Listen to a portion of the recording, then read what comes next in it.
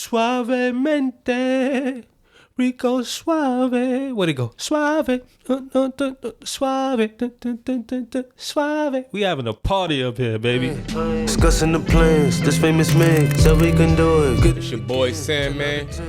I'm here with an artist, a brother, a friend, a father, a businessman. He's gonna take us along on the journey of his life. Welcome none other than famous AAA. The biggest, the baddest, and the best in the world. Your guy, famous AAA. Salute, family, to everybody who's here, everybody who's tuning in. You know, I appreciate it. I started this podcast just for people to get some knowledge on the music industry. Keep it a buck. And I couldn't find nobody to interview me, so we in the day and age where you start your own podcast, so it's imperative for me to do that, you know? AAA. Yeah, salute. So what you got going on, fam? We got projects in the work. You know, we dropping next month, November. Me and Smooth, a 3-piece interlude. I'm back. Yeah, it's 3 songs produced entirely by Smooth, and that's what we doing. It's an interlude.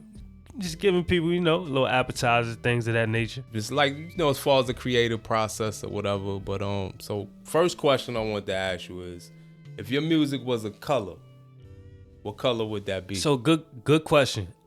I mean, what color is the leaves when it's not spring or fall? Green. Evergreen. We create evergreen over here. You know, we evergreen with our family, evergreen with our finance, evergreen with our content, evergreen with our visuals, evergreen with our aura, evergreen with our clothing, with our fashion. Everything is evergreen. So that's the color it'll be. You know, we always growing. I was a tree in my past life, family. So if you could create a soundtrack for a historical event that happened in the past, present, what event would that be? And what would the music convey? Like, what kind of story would the music tell? So I'll take it back to the slavery days, you know, or before slavery happened, when we seen people trying to come in and invade the territory. Because me, I'm a outlier. I'm one of them people who are rebellious, and I think on my own. I wasn't going on no slave ship. And if I was on a slave ship, I was jumping off that slave ship. You know, I beat my own drums. I'm the child of the drum. So life brings you curves, and then you just gotta say, oh, you know what? I'm gonna either be a shapeshifter or I'm gonna just do what I gotta do. And I figured, you know what? We gonna bring it back to them days. And the message would be, I'm a warrior. At the end of the day, I'm a warrior. I fight for what I believe in, I fight for what I want, and I fight for being free. So my thing is, it's gonna be champions. You know, the champions rise. We rise to the occasion. And that's what it'll be called, rise to the occasion with the slaves. So another question I got is, if you could collab with any artist, living, dead, deceased, who would it be? Artist I collab with is Wayne, man. I think we got something in the works for Wayne. We gotta lay it down, send it to his management, see if he want to do something. But liberation, freedom, everything to talk about. That's what we need to talk about. It's the freedom, liberation, everything like that, man. No blankets put over the records. So if your music was a journey, what kind of journey would you take the listener on? You know, from the soil to sprouting. And my favorite group is LOX. You know, it may seem like I'm throwing you a loop, but listen, living off experience is what LOX stands for. So when you plant that seed and it grows and it sprouts and everybody is able to just grab off the land for free without paying, that's the best way to do it. And that's the journey, man. The journey is, okay, I'm going through here. I got cut down by, you know, some nature killers, and now my stump is there. I'm gonna grow again. And then when you get to that time, it's like, all right, now I'm sprouting. I'm gonna shine enough so people can be like, you know what? Let me grab.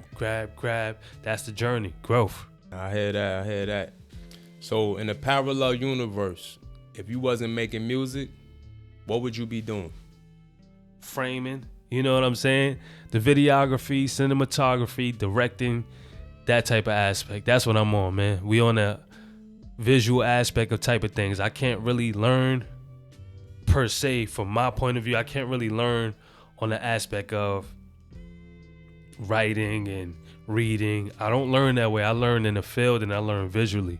So visually, it has to be pleasing. The aesthetic got to be good in order for me to do what I need to do. Just to piggyback off of that question, so what made you transition from the boxing platform into what you're doing today? The field from the boxing platform to the music platform, my passion is music. Music is my passion. Boxing was something that I love to do, but it's not so what I'm gonna make a living and my earning off. You know what I'm saying? It's like I don't wake up and say, you know what, I want to slip a punch. I wake up and say, yo, I'm gonna record a song. I'm gonna do this. I'm gonna do that.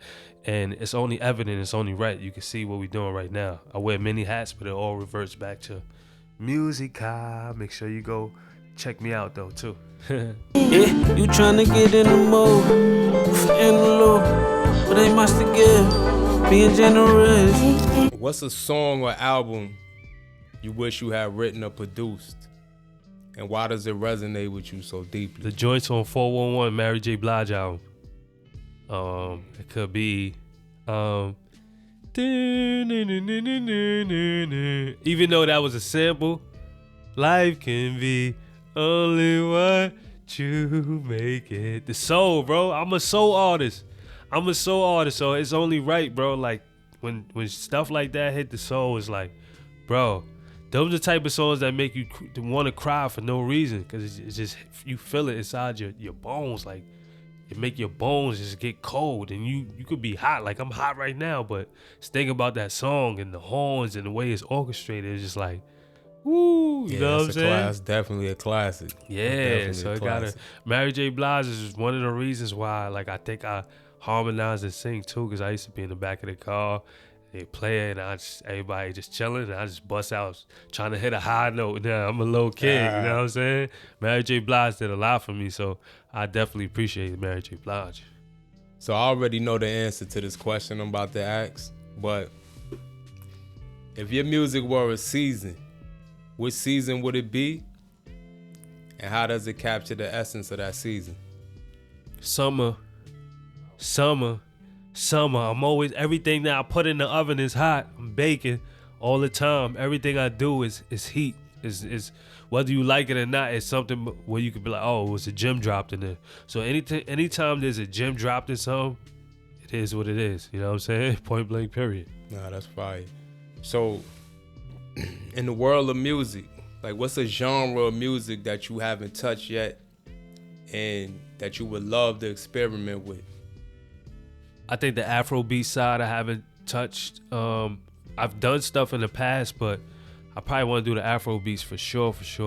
I like the sound and I like the instruments. I still like live instrumentation. I think they're killing it with that. That's it right now. You know what I'm saying? As far as that. And more jazz. I've dabbled in, but not really. So jazz and Afrobeats will be something for sure. If your music could transport the listener to any place in history, what place would that be? And what would they experience while they there? So if my music could that's a good question, man. I would like to transport people to okay. What's that called when you get that out of body experience? What's that called? What, levitating? Oh yeah, that's what it is. You know what I'm saying? Because I'm the mirror that you looking into. Like when you talk to me, it's hard for people to be around me if you're not confident, if you're not 100% with yourself, if you can't look in the mirror and be like, you know what, this motherfucker's right. Because I'm always telling you the right thing to do, whether you like it or not. So I'm gonna give you the out of body experience so you can look at yourself and be like, damn, this motherfucker tearing into me. But he's telling the truth and I need to see that. So I would love to give all my listeners and the people who rock with me an out of body experience. And that's where it's gonna take you to. So you can really see yourself how you wanna see yourself and not what you seeing in the mirror, because sometimes we can't never see that. It take us years and years and years, and that sucks. You need to get that shit right now so your life could just pew. Tell us about a particular song that has a hidden meaning, and what's the meaning behind that song? Take it as I see. As I'm rolling down the road. I mean, I wouldn't say it's a hidden meaning, but it's a subconscious meaning. I'm basically breaking it down how the phone is a distraction, but at the same time, it's more to it. You know what I'm saying? Like everything that I see and that you see is eating up at your subconscious, right? But we don't understand that. We just looking at it like, oh, all right, well, this is how things supposed to be for the regular people. This is how it's supposed to be. This is how it's supposed to be. I'm trying to take you on a journey and telling you about the sun, the melanin, the this and that. And I think words that people don't know have hidden meanings to them as well, if that makes sense. You know what I'm saying? Like, I don't know the perfect way to answer that question, so I think that's the best answer I could give to keep it a buck and not trying to go in a circle and loops and shit, so. How have your childhood experience had an impact on your music and your musical journey today? Woo! Goddamn. I mean, like I said, just riding in the back of cars with my mom, listening to music, taking them trips, moving from New York to Nebraska to Connecticut to Pennsylvania to Jersey, from California to New York. I think me experiencing and seeing a lot when I was young influenced my music. That's why it sounds the way it sounds, and it's like it's not the same. It's not just the average. I'm from New York City kind of vibe. You like, yo, where's this guy from? This nigga sound different every time he do something. It's never the same when he gets on a record. It's like, oh, all right, I like that. This just sounds good. This is real hip hop. This is what is real music supposed to sound like. So that's what molded me. And then obviously coming from a man and those type of records was my mature stage and, you know, learning and growing. So childhood to a man shows you what I am. So you believe that gives you an advantage over other artists in the industry? Not more so advantage, more so like experience. More so, I can't say advantage, but more so like an experience factor. Like the more you go through, the more you can write, the better you can go through. You can expand your mind. Well, yeah, it does, because people who don't do nothing, they talk about the same stuff over and over and over and over and over. And then even people who do still do stuff, they do it at a later age where they don't want to change. When you do stuff younger, it's easy for you to change. When you do it older, it's hard for you to change. And most people can't change, so they sound is just like the same in a box. You can never put me in a box. I'll make a song today and just hear a record and be like, oh shit, this is the sound for it. And if you don't like it, who cares? Being that you're a father now, how do you balance the demands of being a father, being a family man, with being a musician, with being a content creator? Like, how you find time for everything? To be honest, you gotta get in where you fit in, bro. Ain't no, I'm gonna be honest, you gotta get in where you fit in, bro. Ain't no, I could balance this. I thought I could, but it's right now it's a learning lesson. You learn every day, bro. You gotta get in where you fit in. Right now, the family not here. We in the cribbo, you know what I'm saying? But we got a room designated for work. So I guess this what you could say. I got a room for work. The bedroom's elsewhere. The kitchen, the bathroom, everything else is elsewhere. So we got a room for work, and this room was designated for work. So that's what we do. We work. Do you ever feel like music is just a side project or a serious artistic pursuit? Nah, this is at first I thought it was, but now when I see the connections I'm making and the people that I'm flourishing with, it's like, oh man, I can't. My turn is there. Like, I'm here. Once the right people see it, I'm like, oh, who the hell is that? Let me get him. Let me put him on something. Let's do a project with him. That's all it is. You know what I'm saying? Me showing my worth. Most people know me as the visual guy. Okay, I'm gonna visually show you too. When I make my videos, 10 times better than that. My songs, 10 times better than that. My look, 10 times better than that. My promotion, 10 times better than that. You know what I'm saying? My website, 10 times better than that. My marketing, 10 times better than that. I'm just 10 times better. With 2 zeros on the end, which is 1,000 times better.